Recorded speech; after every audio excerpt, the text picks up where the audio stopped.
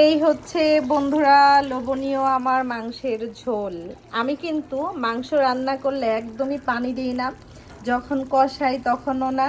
মশলাটা যখন কষাবো তখন হচ্ছে একটু সামান্য পানি দেব, তারপরে মাংসটা দিয়ে যে কষাবো ওই মাংসর পানি দিয়েই মাংসটা একদম রান্না হয়ে যাবে। দেখেন আমি কিন্তু পানি দেই নেই বললেই চলে, আমার মাংসটা হয়ে গিয়েছে আর খুবই সফট হয়েছে, নরম হয়েছে। আর এটার পদ্ধতি হচ্ছে মেন, মুরগির মাংসই হোক আর গরুর মাংসই হোক আর হাড় চিকেনই হোক, ঠিক আছে, আস্তে জালে রান্না করতে হয়। আর বিশেষ করে ব্রয়লারটা একটু আলাদা, ব্রয়লারটা তো ভেজে রান্না করতে হয়, কিন্তু এটা হচ্ছে দেশাল মুরগির মাংস।